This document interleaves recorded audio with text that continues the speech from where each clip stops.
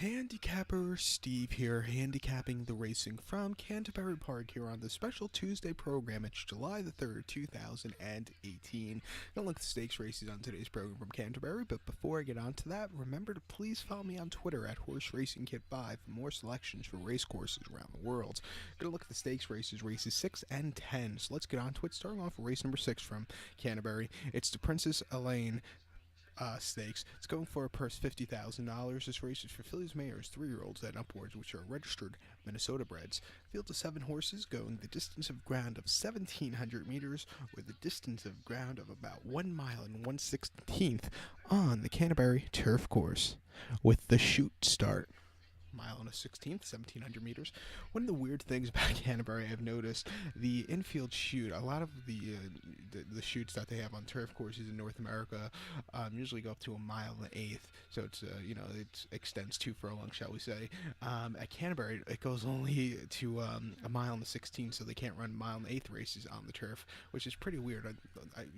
Shouldn't they have room for, to just extend it a little bit more? Just seems weird having a 1.16 chute, but whatever.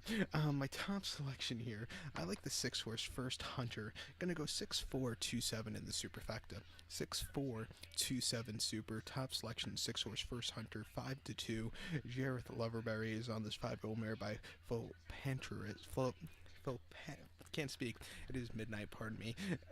His 5-year-old mare by Full Tramp. I can't speak. You just fuck that. You all know what the horse name is. If it wasn't, like I said, if it wasn't after midnight, I could, hopefully say the word, but I'm not kidding. You even try now.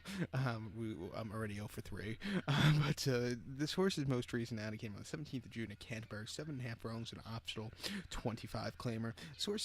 This horse finished second by 1.5 lengths that day. Set about mid-packs, track leaders that day, and just really couldn't get a good kick at the end. The winner just ran a little bit better and is actually running back into this race. I think second off the left, this horse can turn the tables on the winner.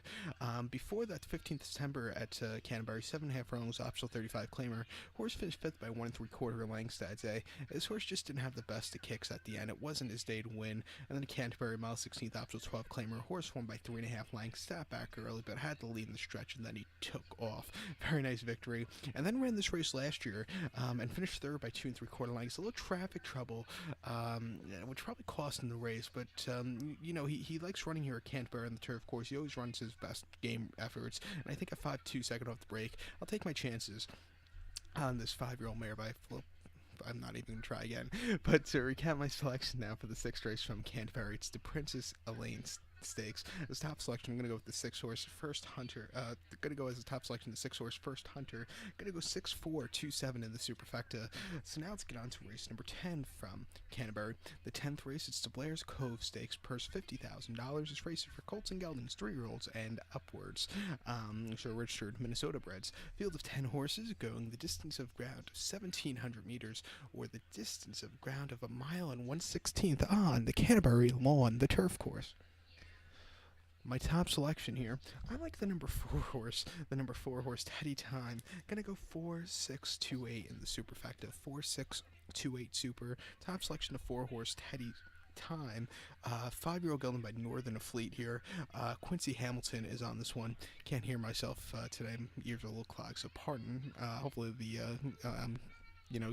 Hopefully you guys could hear me because I can't hear myself.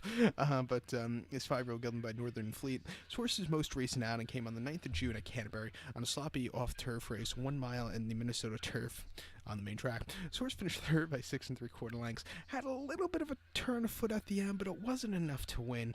First off the break, this horse probably needed the race. I think coming back to turf today, this horse just run a little bit better. Before that, Canterbury, mile 16th, option 35 claimer last September. Horse finished 4th by 3 3/4 lengths and had a horrible post job, but was very wide and had at the end had a decent turn of foot. Wasn't bad in the final 2 furlongs.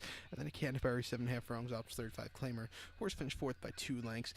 just didn't have the best of trips and really couldn't get going. This horse ran in this race last year and won it by a half length, closing up basically from nowhere. A lot of space in this one again this year, and I think the running style fits this horse to a T. And I like this horse a lot here at 8-1. So watch out for him to get a good closing kick to win. So to recap my selections for the 10th from Canterbury, it's the Blair's Cove Stakes as a top selection. I'm gonna go with the 4-horse Teddy Time. Gonna go 4, 6, 2, 8 in the superfecta. So good luck to all, and please follow me on Twitter at Horse Racing Kid 5. Good luck.